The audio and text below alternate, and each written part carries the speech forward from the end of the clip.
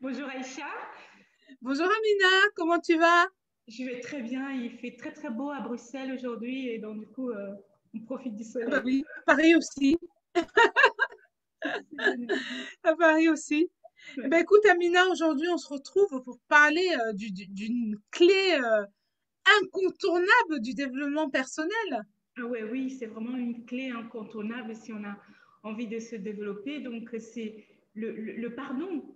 Le Oui, pardon. c'est ça, le pardon. Et oui, vous aussi, vous avez eu à avoir une trahison ou une infidélité. Parfois, il est difficile de pardonner parce que la déception et la souffrance sont tellement fortes qu'il est impossible de quitter cet état de colère et de haine. Pourtant, vous allez voir que pardonner permet de se sentir légère et de retrouver le chemin de l'apaisement et de la guérison pour mieux avancer. Est-ce que ça te parle, Amina? Ah ben oui, ça me parle complètement. Et Aïcha, c'est vrai qu'on entend vraiment parler du pardon un peu partout, à toutes les sauces. Donc ça va être un peu le thème qu'on va vraiment, les gens vont vraiment chercher à comprendre. C'est quoi le pardon en fait finalement? Eh ben, c'est une très bonne question parce que c'est vrai que ça paraît simple comme ça, comme notion. Et c'est vrai que, voilà, ben écoute, je vais te donner une définition. Écoute, dans le dictionnaire, on va partir du dictionnaire, hein, et en fait, il y a trois sens du mot pardon. Alors, le premier, c'est vraiment de solliciter l'indulgence de quelqu'un suite à une faute commise. Voilà, tu as fait une faute et puis tu dis pardon. D'accord?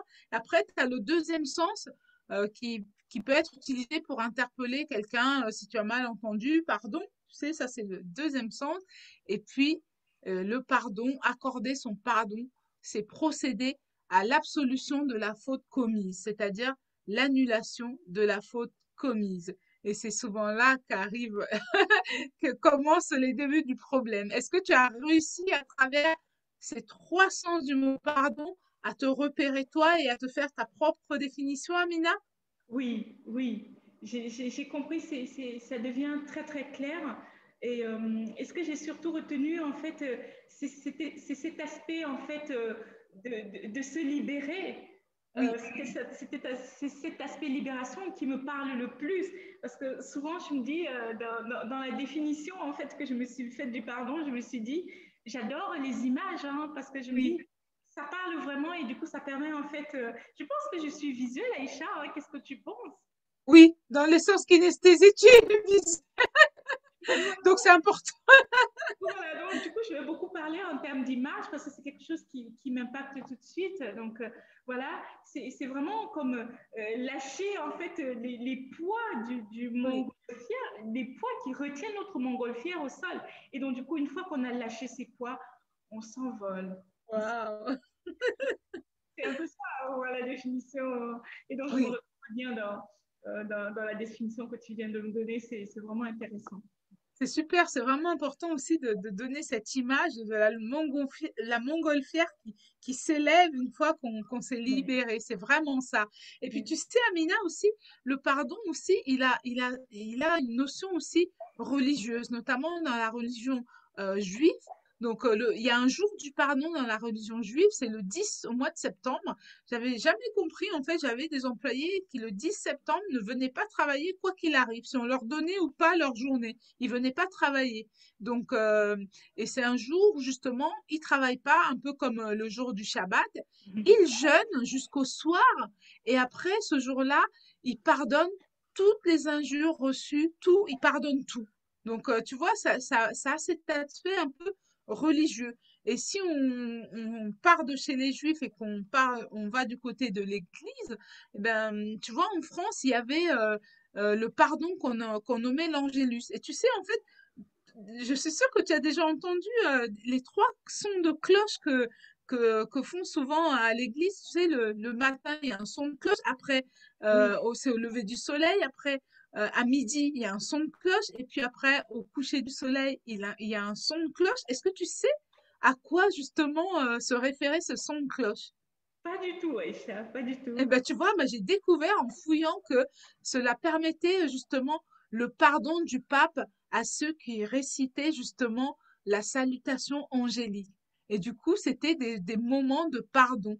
Les trois sons de cloche, en fait, on entend souvent beaucoup encore dans certains villages le son de cloche, mais en fait, c'était justement des sons du pardon. Tu as vu ça un peu? Oh, ah, C'est mais vraiment... c'est vraiment intéressant. Maintenant, je vais commencer à m'intéresser à tout ça parce que parfois, pendant les vacances, on se retrouve dans des petits villages où il y a Oui, encore cette tradition où voilà, il y a le son de cloche donc de l'église et tout. À ce moment-là, je pense que je ferai un moment de conscience en fait pour pardonner.